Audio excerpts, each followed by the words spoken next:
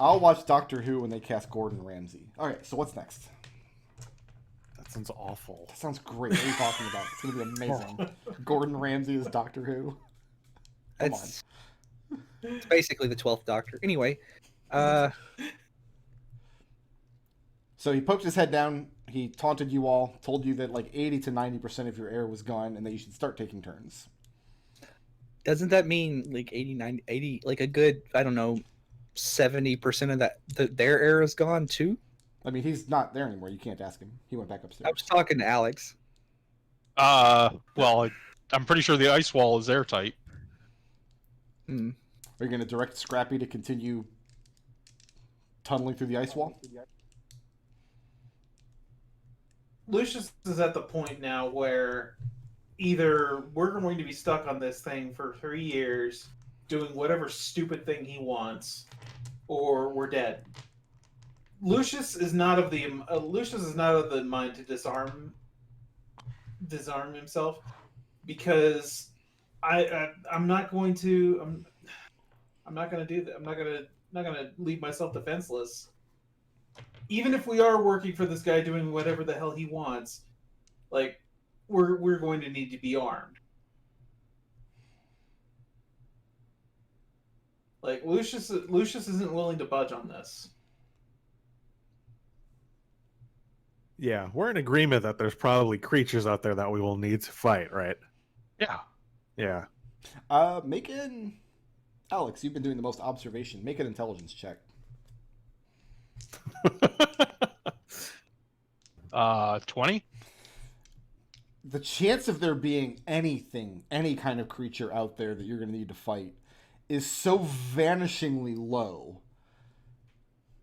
that you're not even sure you're willing to entertain the idea. There's nothing out there. It's just empty space for millions and millions of miles in every direction. Anything that lived where you guys are floating with your tower would have to interact with Trennis in some way. And if that kind of creature existed, there would be great evidence of it everywhere. So what I'm hearing is there's a non-zero chance. Then why are we out here for 3 years? We just need to see what we need to see and then fucking go back. What? This doesn't make any sense. I don't like being without my magic. So the immediate question is, do you set Scrappy back to work? Or are we calling a moratorium on the tunnel? What do you guys think? He still did. He just ignored my personal ultimatum. But I guess he has finer control of this break the thing apart than we thought. So, here's my thought. Take with it as you will. The crew does at times seem nervous. I suspect that if we are really concerned that he keeps removing the air from this chamber, we tell Scrappy to stop and instead get to work on causing a mutiny. Agreed. That sounds great to me. What are the chances, by the way, that we could go up from the bottom where they can't see us? You're the one with the stoneworking knowledge, aren't you, Alex? Oh, Alex, Not you as could such. definitely demolish parts of the stone wall. That would, I mean, it's not a trivial task, but with the tools you have, it's possible from in here. Let's get out of earshot of the wall of ice, and I mean, I think the best option would be to try and dissolve the floor from underneath with acid. I mean, in theory, there's no reason. You've been stockpiling acid for like a year, right? How much acid do you actually have? And should we have been concerned before now? You probably should have been concerned before I made the bag of holding. So how much acid is in your bag of holding? 21 pounds, 21 vials. Hold on, I have a whole section of my notes on what... Wait, Okay, literally this has been the longest con in the history of... Did you just say you have 21 pounds of acid? Yes, I have 21 8-ounce vials. Apparently it's listed as pounds. Okay, so I did write this down. What can 8 ounces of acid do for you? 2 4-ounce vials of acid cost 50 gold pieces. They take up 1 week to craft and cost 24 gold pieces. And each can be splashed or thrown 20 feet as an improvised ranged weapon attack for 2d8 acid damage. So, with this quantity of acid, it would be a trivial task to burn through one of the stone walls, or probably even this wall of ice, or up through. I think the acid would just freeze to the ice, but I'm all for burning our way up through, like, the ceiling here to get to here. Yeah. You have 10.5 pounds of acid! No, I have 21 pounds of acid. You have to include the weight of the vial. This is fine. This is fine. I feel like we give you way too much trust, Alex. Now, okay, I want to Destil, you're getting blips, okay? Don't Everybody worry about it. take a deep breath, Please. take a step back. I just want everybody to know you are in a stone tube with maybe a foot of material between you and just nothingness, the cold and empty void, and your companion just told you, I have 21 pounds of acid. But no explosions. Now, up until this point, I would concede that we had at least one gnome in the campaign that was sane, and I'm not anymore.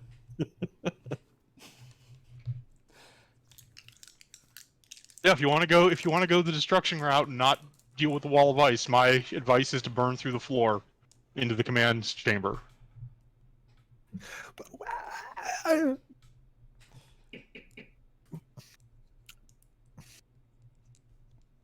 Plan B. Let's make that our plan B. With that being plan A, Then what's plan A? Plan A was Scrappy through the ice wall, so we're already on B. Let's get to C.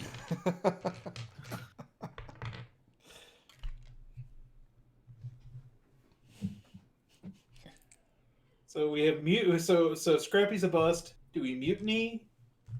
Do we try cause a mutiny somehow? I mean, if you think you can convince them. It sounded like they were worried when Scrappy was digging through the ice wall more than anything else. And they didn't seem very sure of themselves when they were talking about the magic button. By the way, I'm going to secure that door. I'm going to take some of these chairs that are bolted to the floor, and I'm just going to run a couple of spikes through that and bolt the door to the floor as well, so we don't have another incident like that last one. Well, if it wasn't for that door, Lucius would have got sucked out the hole. Oh, really? I thought the door was what hit him. No, the door got sucked up against the wall as the vacuum of space was sucking the air out, and Lucius crashed into the door. that door's made of metal, all metal, right? It is, but it has... Actually, I have an actual description of the door here in the book. Huh? All doors in here are, I think, the same. There are 2 hats. Yes, doors are made of iron and fitted with iron fittings and handles. The one in this room is damaged. The one that Alex is tying down because the stress of the vacuum was pulling against it. So it's warped and damaged and twisted in places. Is there any way we could secure it to the wall over that hole where he couldn't just... Yeah, could we patch that hole maybe? You can, but you'd be laying this door like across 2 parts of the bookshelves. The stone that detached was in a thin part of the wall in between 2 of the bookshelves. Okay. So you could fasten it up there easily enough. You guys got plenty of tools and plenty of rope and 21 pounds of acid. I feel like I just need to mention that as often as we can. 21 pounds of acid. Okay. All right, so... Remember, I traded the initial 20 pounds of acid for this gun, so... I'm not going to argue the point, because I feel like every single long rest for the past 6 months, you say, I make a vial of acid. Like, Yep. sure enough. If we go back to the footage, I'm sure you've said that 50 Yeah, times. no. Yeah, no kidding. Anyway. All right, so... Cool. Is there something we could do to refine the acid plan, the acid solution? Because I think that is the solution to our problems. I mean, the only other thought I have is I do have spider climb now. I rigged up some spider climb regions overnight. We could try and send Scrappy along the outside. So the question I have is, once you're outside of the bubble, can you get back into the bubble? Probably test that before we send Scrappy. Alex, you had poked your hand outside. Sure. And then pulled it back in without any difficulty. But I hadn't actually, like, pushed my entire self outside and tried to come back through, so. That's true. So what's next? Do we If anyone else has any ideas, I'm all ears. Do we give the mutiny plan a try? Do you think you can talk? I mean, A, how do you get their attention? And B, do you think you can talk to them to convince any of them to... Oh, me? I'm not talking to them. That's a bad idea. No, Lucius. Well, I think we could do both at once, right? Lucius has a way with words, and he can talk to them and distract them, maybe get them on our side. That would be a bonus. While we come up with the acid, and then we come up through the floor, and I shake that fucking gnome. Gus makes a shaking motion. I feel like shaking is too easy. It lets them off too easy at this No, point. that's where we're starting. It's going I to mean, I still would prefer to convince him to go back, and I think the best way to do that is to get his crew to want to go back. Actually, wait. Lucius. I just remember something before we go any further. Wasn't there a compartment underneath the floor? Yeah, with all the books and stuff that they stole. Mm-hmm. So we could maybe go up into the compartment, and then we could get the surprise him. We don't have to go up straight up to the floor. I mean, Good point, the compartment is completely filled with books. Right. We just disintegrate the floor, and we start removing the books so we can get through. Alex, you're fairly Okay. certain that if you start applying acid to the ceiling of this room, even if you're underneath the compartment in the dais and the floor above, anybody on that top floor is going to be able to tell. Like, acid is not subtle. Lucius, standing Sir. in your position as they're kind of having this conversation about your various plans, A's, B's, and C's, H's, and G's, looking to your left, you see on the other side of the ice wall one of the women. And she's standing there, and she's got a strap over her left shoulder. And you realize she's holding a pack to her back. And then her eyes catches yours for a moment. And she doesn't move and do anything. She's still wearing the big stupid boots.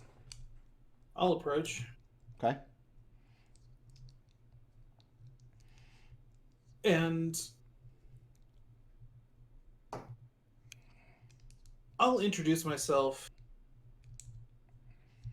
Genteel, polite. Okay, let's roll some initiative.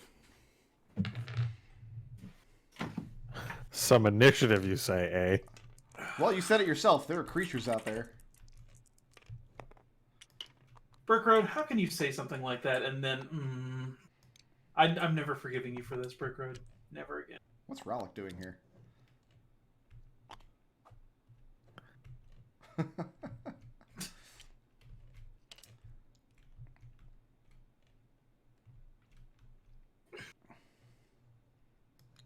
Okay. Lucius, so you're standing at the base of the stairs. Yeah. Or did you go up the stairs to the ice wall? Like, I just want to get a... Yeah, Lucius would have approached the ice wall, yeah. So, the first thing that happens is you get extremely cold and wet as the ice wall loses its solidity and the water of it gushes forward over you. This frigid, cold water pouring across you, down the stairs, and just floating throughout the room as this wall just loses all of its physicality. And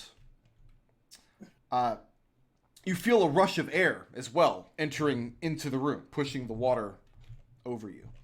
And that's going to bring us to... Actually, I guess I should put what's her name on the order, or on the map rather, so Connor can... I'm sorry, so Gus can just beat the hell out of her when it's his turn. That's going to bring us to Connor. Okay. But nothing, I mean, okay. The ice wall is melting or melted, but nothing hostile has taken place yet, right? I mean, this gigantic wave of water that once comprised this ice wall just liquefied and was forced into the room. But no fireballs. Okay. All right. So Connor will rush over here, and we'll ready in action if this individual tries to attack Lucius. I will let loose an arrow At Lucius or at her? at her. Okay. Go on, Con. Thank you for clarifying. Very good. Yeah, and Connor says, "What's this all about?" Okay, so you're readying the action? Yeah. Lucius, the woman steps down the stairs with some inertia to her, like she's going to shoulder past you down the stairs. No time to explain style, or I mean, she's just stepping forward. It looks like she's about to just barrel into you. Connor, I'll let you decide if this counts as an attack or not. It's up to you. Do you use your ready to action?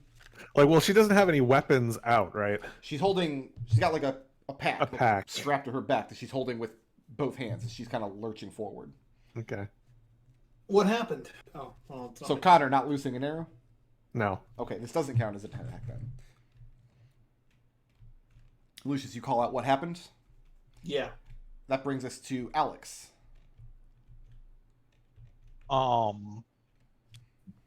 Well, the purple is the woman. Yes. Yeah, Alex will fly back up to the ceiling up here and ready in action to shoot anyone that that damages Lucas. Okay.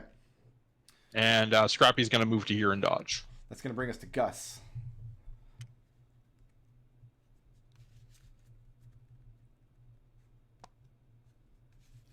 Gonna move here and just kind of peer around.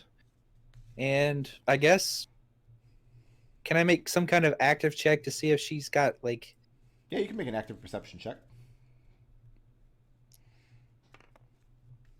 that is a 13. 13.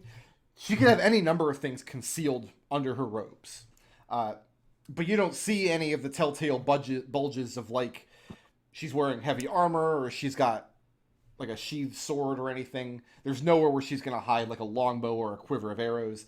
The only thing you can tell for sure she has is she's holding this leather strap attached to the pack on her back. And it's more or less just a bindle. So that does not seem to be having any weapons on her person. But it'd be very easy to conceal something small under the robe. Huh? Moving or staying put? I'm going to actually move, like, right here so we're not all necessarily, like, in a line.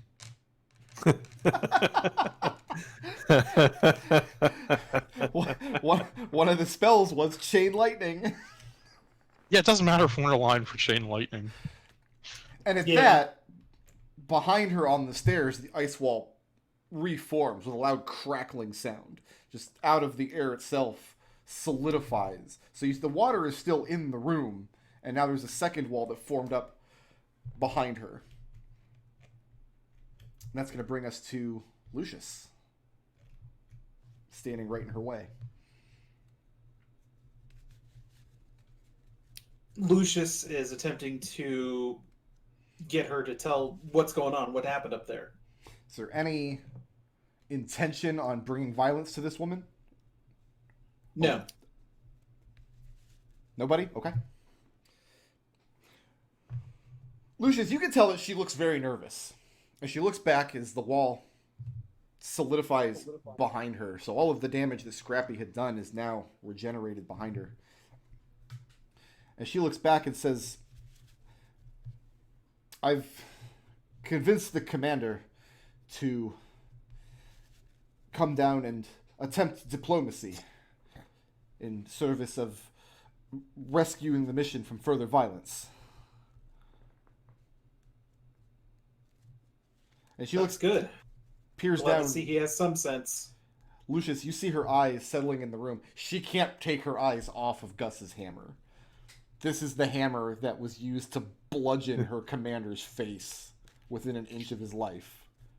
Just 2 days ago, maybe. You do realize he set, like, one of you on fire, right? He's also given very little. He's given very little intent to the value of your lives. And she looks back and says, it's because we've all given our lives over to the service of the mission. We're all willing to die if need be. But what mission is this? Why are you out here? she says, we're seeking peace. Peace. She says, may I enter the room? Lucius gestures for everyone to clear the way. And she's still wearing her big stonking boots, and there's a loud, like, sucking sound. And she leaves this gluey residue wherever she puts her foot. And she stomps down into the room. Lucius graciously holds a chair for her, even though it's bolted to the floor, but he's trying to make some show of politeness and civility. She says that for the time being, she's convinced the commander to release no more stones from the tower. She says that she and the other acolytes are not as convinced as he is of the structural integrity of the tower if more and more stones are released. Sensible precaution. She looks at Gus and says, will you lower your weapon? As you see, I have none. I'm not currently armed. Where's your hammer? It's on my belt. On your belt? Yeah. I have a hook there. Well, I guess it's... Yeah. But yeah, it's just attached to my... I don't know, how would it hang? I've got it... Just I don't from have a- it drawn. It's From just... a belt loop, I imagine. Yeah, it's just through the belt loop, yeah. She can't, like, she's conversing with Lucius, but you see her eyes just keep drifting back to that hammer repeatedly. Gustavus, a show of faith. Your hammer, please. Eh? Give me your hammer.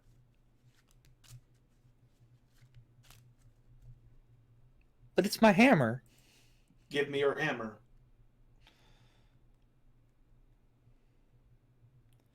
And the woman looks at Gus and says, there's no use for implements of war in this place. There's no one to fight.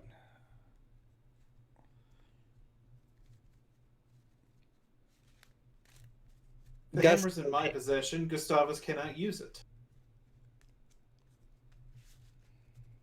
I mean, Alex will holster his gun over his shoulder. Okay? Yeah, Connor's put his bow away. Okay. I'll hand him my hammer. And Lucius just Oh, Lucius just holds it at his side. Lucius dislocates his jaw and swallows the entire hammer. Yeah, no, Lucius is very much of the mind that's like, listen, I have the hammer. Gustavus can't use it to beat anyone with it. And Lucius has a 6th strength. He's not going to be bludgeoning anything with the 6th strength. No, of his wait. hammer. So Gus hands you the hammer and there's a loud thonk because it just hits the floor because you can't lift it. No, there's no gravity. That's Oh, just it's mass. Mjolnir. Gus wields Mjolnir. Who Now, knew? I'm going to tell you this woman's name as she introduces herself. And I swear to you, this is the name out of the module. So, All right, this I'm is buckled not, in. It's not a fantasy name generator's name. She tells you that you can call her Alpaca Macadamia Nuts. No! You say no? Gus just yells out no. It crosses his arms. Can it- and turns- Gustavus, And he you're turns going downstairs. around, Go downstairs. turns Gustavus, go around and- downstairs. like sits. No, I'm staying in the room, but I'm just turning around. Like, no. Go downstairs, Gustavus. You've already proven yourself to be very rude. Can I ask you a question, Alpaca? She corrects you. Alpaca Macadamia Nuts. Can I ask you a question, Alpaca Macadamia Nuts? She says she hopes she can answer a great many questions for you, although there are certain things that the commander alone knows. You said that you are prepared to sacrifice your life for your mission. Is that correct?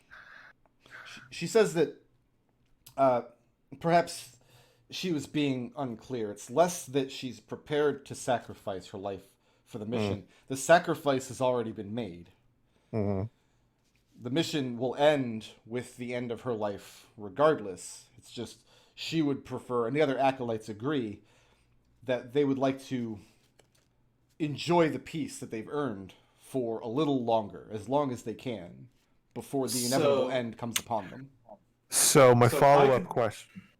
My ahead. follow-up question to that is, so then why are you so nervous?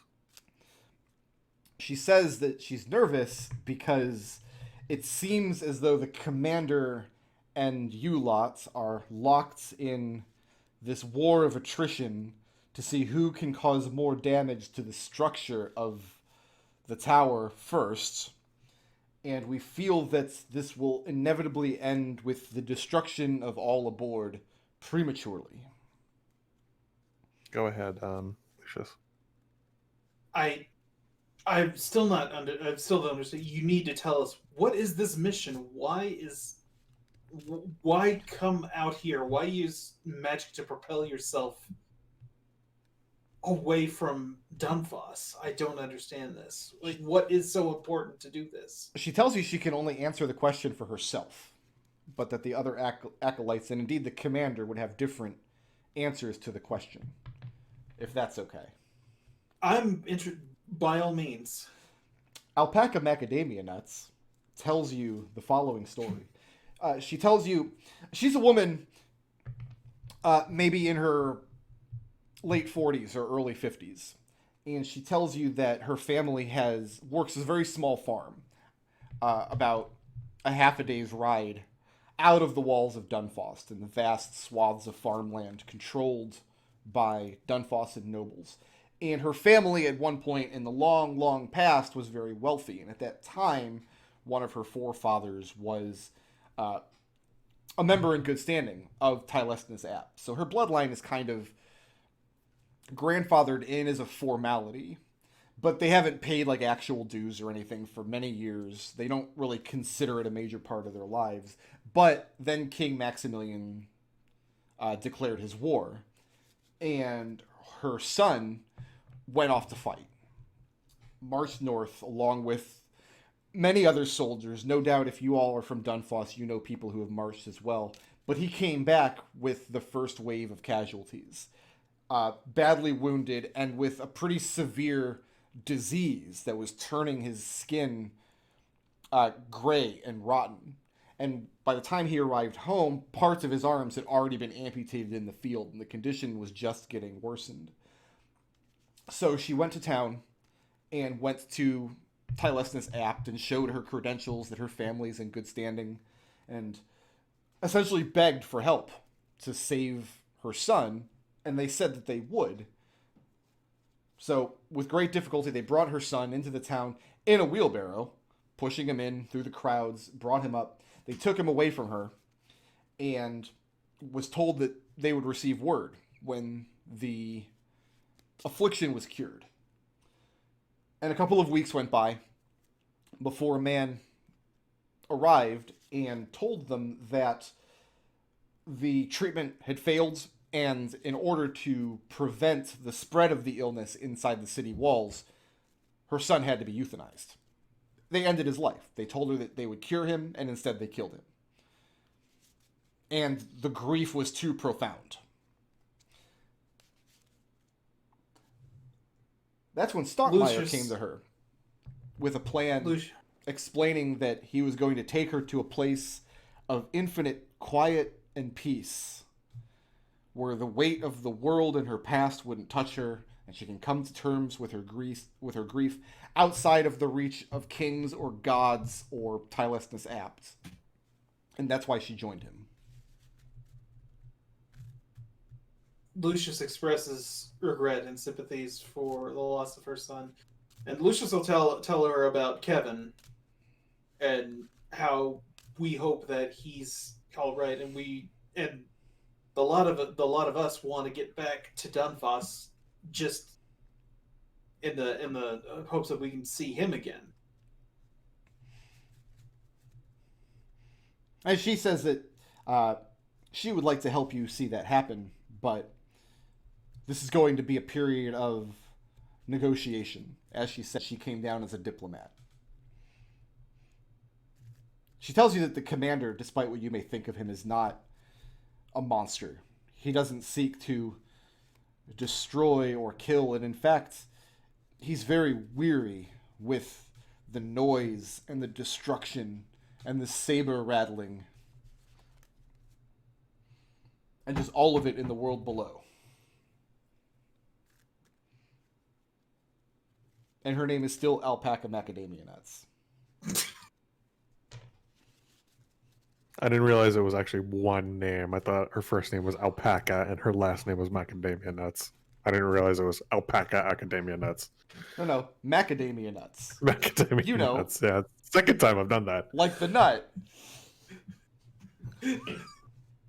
Ah, I get it now. So she tells you that in her pack she's brought a small amount of provisions that she's going to essentially show you some of the work that the commander has done and put into this mission over the past several years of his work, to try to convince you of what a shame it would be to just kind of blow it all up because nobody can come to an understanding of who's actually in charge here. What's everybody else's reaction? We've seen what Lucius thinks of this woman. What about everybody else? Sitting on the stairs, Mm-hmm. and he's just got his arms crossed, and he's upset at the whole thing. Okay. I mean, Alex is sympathetic, but he's also wants to know, like, okay, that's a very specific case for one of you. Like, okay, the main thing Alex wants to know, so what's the deal with the 3-year mission then? What happens at the end of the 3 years? She tells you that the calculations have been done very precisely, and that she doesn't have a head for the kind of work that the commander has done. But the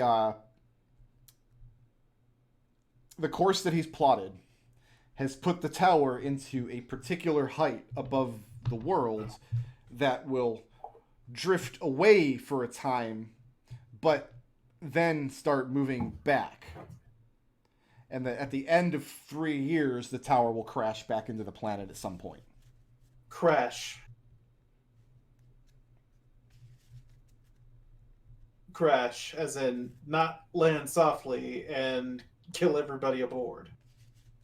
And she tells you that all of the people aboard are, well, I wouldn't speak for any of you, of course, but as we said, the sacrifice has already been made.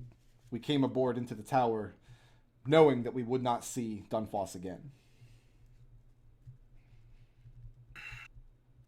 And everybody here is basically just ready for a nice, easy suicide then? Nice coast through the stars before you die? She tells you that, again, these names are from the book. She tells you that Cow Cotton and Chicken Peach have their own stories similar to her own. That they've decided there's nothing left for them in Dunfoss or in the wider world, and that leaving it for a place of quiet where they can have solace and isolation for several years before coming to an abrupt end. They see it as a peaceful way to go out. And remember, there was 8 of these acolytes to begin with. Only these 3 made it onto the tower at launch. One of them got incinerated by a fireball, and the other 4 were down in the basement when the thing launched.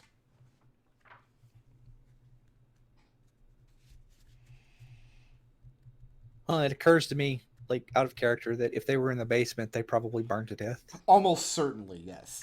Almost. We just not fully explore that basement? No, we didn't. No. Okay then. You guys decided to go back upstairs. We were very badly beaten up, and I had convinced everybody. I put my foot down and said no, and we Right. got Yeah. Okay. exactly here. Well, no, we actually got here, and then we got, because we were going to come up here and get the books and get Stonkmeyer, and we were going to go outside, and we were going to have ourselves a nice sit down. We were going to turn the stuff in and then come back. So what about Stonkmeyer? Because I've read his work, and this seems like more to him a validation of a lifetime's of work rather than a nice, relaxing way to pass a few years before he eventually dies. She tells you that that would be a question to ask Stonkmeyer himself. The commander would have more details, but it's her understanding that he couldn't make anyone aware of the great work that he was doing. He was telling truths that nobody wanted to hear, that men of magic and science mocked and shamed him, even though, and she gestures to the window and says, even though it turns out he was correct.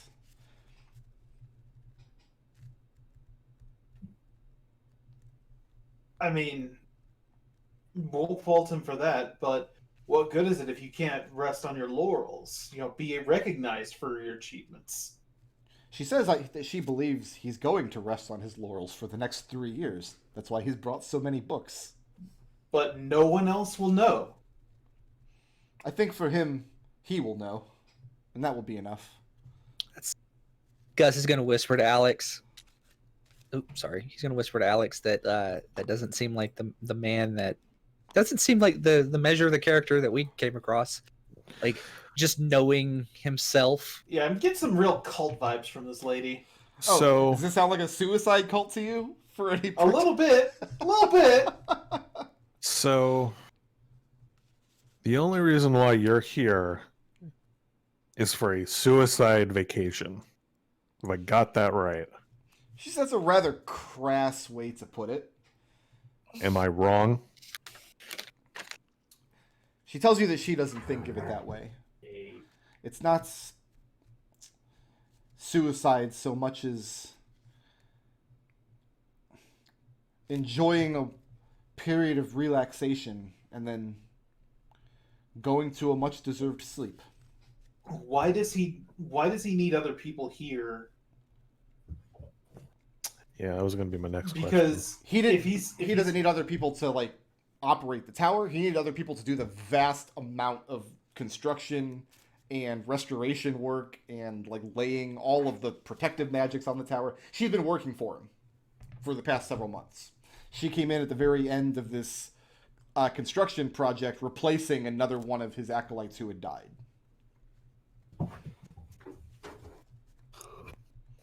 Cow Cotton and Chicken Peach have both been with him for considerably longer. I can't even figure out where they got these names from. That's something. Oh, she tells you the commander has given them their names. Oh, they're aliases. Of course he did. Of course he did. Thank God. I don't know how much more I can telegraph that this is just a suicide. Like it's just completely culty. It's a suicide cult. What else? We get that. We get it. They listen. They don't literally have Kool-Aid, but No, the Kool-Aid is just smashing your spaceship back down onto the ground. so she tells Well, you. that's a lot to take in. Maybe you could let us talk amongst ourselves before you head back up. Let us talk amongst ourselves. We would like to come to a peaceful agreement, and 3 years doesn't seem that bad. It's a nice view. She looks behind her at the wall and says, "Well, I'm not going anywhere for the next 12 hours at least. If you'd like, I'll take up quarters on the first floor." I mean, All right. she can have the study. She takes some.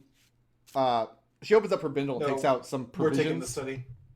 Take out some provisions that she just kind of lays like a sequence of beans on the ground, and she sets out an empty plate and an empty bread box and an empty tankard, the ones you've seen before.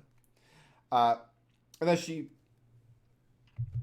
takes out from the bindle, or I'm sorry, she uses the bindle itself, covering over it with cloth, and then uses counterweights at the edges, wrapping them to some of the chairs that are still left. She tells you, perhaps later I can show you how the provisions are handled. And then she makes her way downstairs. And she moves slowly, because she's wearing these big, stupid, stompy boots, suctioning herself to the floor. But yeah, she's willing to give you guys as much time as you want to discuss. Yeah, Lucius moves back into the. Alex will hang the bead curtain of silence over the doorframe. Okay. Hang is a bit of a relative word, but with a little bit of work and some gum Arabic, he gets it. I think, Lucius, you should give Gus his hammer back, and he should use it to smash our brains in. No, we should either pretend to go along with her so we can get upstairs and get control of this thing and see if there's a way to get it down on the ground without whatever velocity that would involve just falling. Falling? Does gravity... I'm going to have some talks with some guys at the university about gravity, because this is some bullshit stuff. Or we burn our way up through the ceiling like we were talking about before. I don't know if we want to try and, like, that... I mean, look, we're all a little bit hurt on losing Florian, right? Like, we could, if we wanted, try and play along. Just to get access to the controls. We could also try, I mean... Lucius could try to maybe do some form of grief counseling? I want to see his business card. Private investigator, Warlock insurance, grief counseling. Lucius Udoc Esquire. Look, I know I'm no good at talking to people in that kind of context. DDS OBGYN.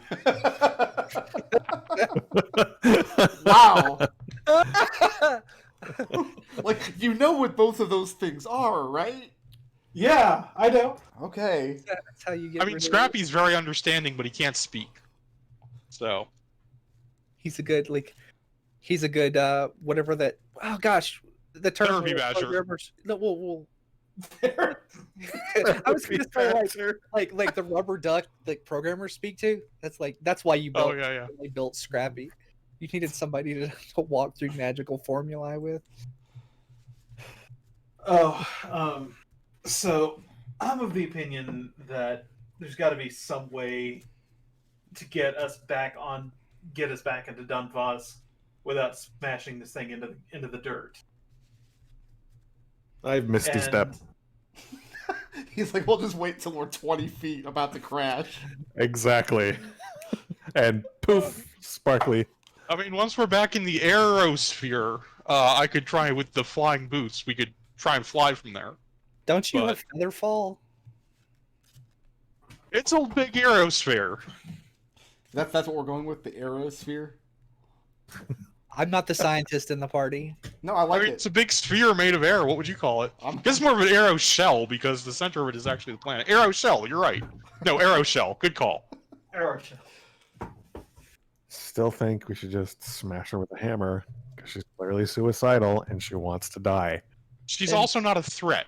Right? Yeah, I'm not hitting her with my hammer unless she attacks us. She can barely walk in those things. Unless she has a wand tucked under those ridiculous space robes. It's fair to call these ridiculous space robes, right, Alex? Yes. Holds So out wait, the robe over his question. clothes. If the atmosphere is the aerosphere, are we in the Aeroshell. Aeroshell? Are we in the Contra-Airo shell? So I'm the only one that views all of these people as threats. Got it. I mean, this is the fine. wizard is definitely a threat. I don't. The other two might be. I would have to talk to them. I mean, no, they're serious threats. They're like insane and suicidal, but they're also kind of sad cases. Right. We've only seen 2 of the 3 other cultists. It was a half-elf man, I think. But yep, there was another human woman and a half-elf man, yes. Here's the problem, though. In the ideal world, we would get this thing back on the ground without killing anybody on board. Yep. So here's the only thought I have. Yeah. In order to do that, we would need operational knowledge of how to move this thing. Unless you can figure out how to do it in a very short amount of time, I don't think Stonkmeyer is going to approve of that. I might be able to figure it out. My only thought is maybe we can talk to Stockmeyer if we can figure out what's gone wrong in his life that he thinks that he needs to do this. I mean, look, if he were to come back with the evidence from this flight, like, if he feels like he's been left out because no one listened to his great work or whatever, and he's proven it, like, maybe we can appeal to his ego and get him to turn it around and go back and gloat about how he was right and everyone else is stupid and drew flat maps. Like, what I don't understand is, like, God, yeah, he just strikes me as that kind of person. Like he's letting, like, if in 100 years somebody else does this again and they come back and prove it, then that means they'll get the credit and he won't. Something's gone deeply wrong with him where he doesn't care anymore. So therapy badger. That's our plan. This is okay. Yep. Let's So- try this. So what you're saying that we're going to get in on this? That we're going to buy into the thing and out of character drink the Kool-Aid? Put on the Is that space what's robes. happening? I'm not. He's gonna make me throw my. Like, he's gonna make us throw our weapons away. And I really don't want to do that. This is a very No. expensive hammer. No, I don't think we should be doing that. But again, I think maybe we can get him to convince us that. And he's not going to talk to your therapy badger because he wants you to throw your therapy badger out into the Contra-Airo shell. We call it the night sky. You realize you're going to have to include all these people on the paper that you write, Alex. They're all technically, like, contributing to the work at this point. Look, Alex is out of school. He's not. He's been thinking.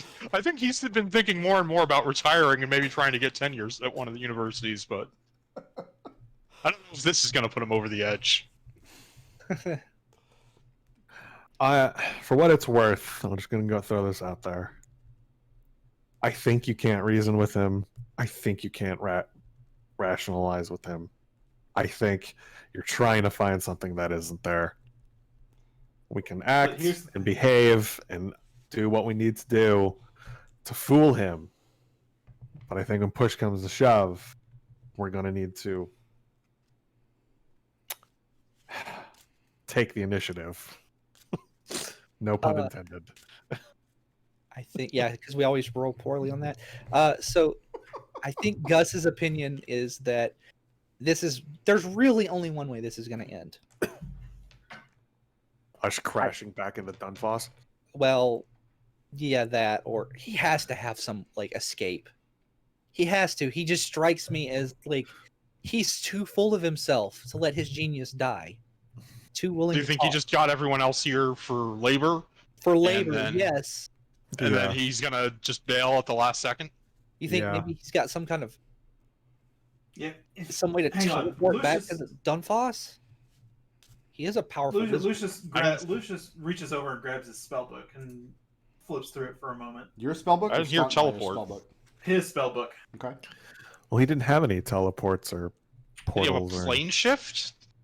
No. Let me. Yeah, that's what I'm checking He real had quick. planner binding, but not plane shift. No, that won't do Oh. it. I mean, you don't have to necessarily know the spell. I mean, like, Yeah, he could have a There's- scroll or something. he could have like a scroll of something. He could have. I mean, he could have contracted any number of other casters to do anything. We don't know. And I don't know, unless we want to. I mean, I think you're right. I think he does sound like a complete inconsistent characterization that he is so megalomaniacal about this mission, but also wants to die at the end of it. Yep. I think he recruited sad, desperate people Yep. to Mhm. who would look at this and go, "You're crazy," and exploited them for their labor, and has shot Wait. into They were drugged when we got here. They were. What do we think that the others were just left behind intentionally, and these are the number he thought he actually needed? I don't necessarily think that.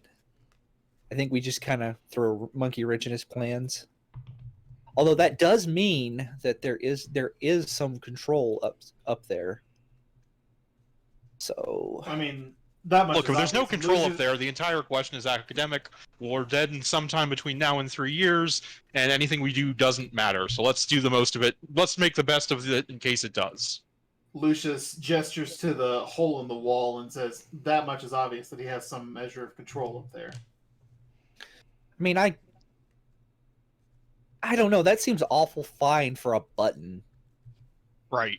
I completely agree. That's obviously not the self-destruct button. I feel like that wizards we know could have done that with some kind of, I don't know, mage hand. Fireball. I mean, so at any rate, my opinion is we have two options. We can either try and just directly confront them with force immediately, or we can try and either talk to them for subterfuge or distraction, and then confront them with force if we can't convince them. So what does everybody think we should do? I'm all for letting... feel like Lucius, you're going to have the best chance talking to him, right? But Gus, you could throw your hammer away, make a big show of it, and then bring it right back to your hand. Well, he's not going to trust me no matter what I do. I did almost beat him to death. But what you can do, maybe we could fake Discord in our group?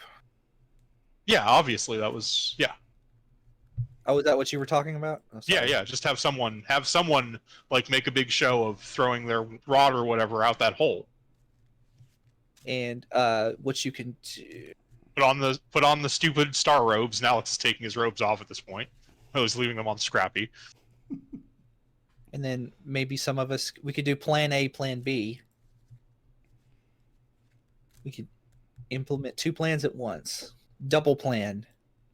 A plan in both fists. Let's get a sense of what everybody's aiming, kind of leaning towards at the moment. So, Alex, you're leaning towards fooling the crew into believing that some or all of you are like joining into the mission. Yeah, I think that's a good way to figure. Yeah, I think we have a better chance of that than trying to deprogram the crew. None of us are therapists. Connor, you're thinking we just need to brain all of these nerds. You're leaning towards violence is the only solution here. I think he's leaning towards violence is the question. The question, the answer, footnotes. The answer is 21 pounds of acid. This is not how I ever envisioned Connor going when I created this character. Wait, you didn't think what would happen if Connor got launched into outer space by a madman? Is that something we're going to have to take into account when we roll? More that we need to just murder people and that will fix everything. I'm looking forward to next time McDohl rolls up a ranger and his DM looks over the sheet and he's like, "You can't pick outer space as your favorite terrain. What are you thinking?" I get a favorite terrain at level 10 and I haven't picked one yet. All I'm saying. Contra-Airo shell. Gus, you're leaning towards, if I'm understanding correctly, like you're more towards like we should just burn our way in and beat them all up. Not necessarily. I'm not for killing them. Like, we could disable them. They seem to be civilians mostly. The big problem that Gus has is if we do instigate a fight up there, then Stongmire is basically going to burn everybody else to death. Well, yeah, he has a magic button. But you're like on the murder or subterfuge scale, you're leaning towards murder. I'm leaning towards violence. Yes, I don't think that the yeah. And what about Lucius? Lucius is all about subterfuge because I would rather go for the plan that isn't going to cause us like not exploding in orbit. That would be sad. Okay. Scrappy abstains. Like, I think Connor's position is that for the situation that we are in, he finds all of these people very unstable and very dangerous. And there's only one way to deal with that, which is to brain them. Okay. Not out of vengeance or anger, but self-defense. So next time you reconvene with Alpaca Macadamia Nuts, after you've had a long rest or whatever, what are we telling her? Oh, I imagine Connor is going to go along with the subterfuge plan. Does it sound like that's where we're leaning? Okay, so we're not going... Like, next time you see her, you're not going to knock her head off. Not unless the group lets me. Here's how I see this going. If we're trying to do the whole Discord thing, Lucius would absolutely make a show of being like, "All right, Gustavus, I've had it with your nonsense. You've never been able to get over Florian's death, and now we just need to face facts that this is where we are and this is where our lives will end." And Lucius is going to march down and throw Gustavus's mace out the airlock. You son of a... Here, like Lucius, that. I have a spare No. wand. Go ahead and give me your rod. I'll put it in my bag, and you can make a big show of throwing your wand out too. Yeah, same. So Lucius, you're gonna go. You're gonna be on Team Subterfuge then. Yeah. Okay, so Lucius is throwing. Well, hold on. Okay, so before we do this, let's take an hour. I can ritual 2 weapons.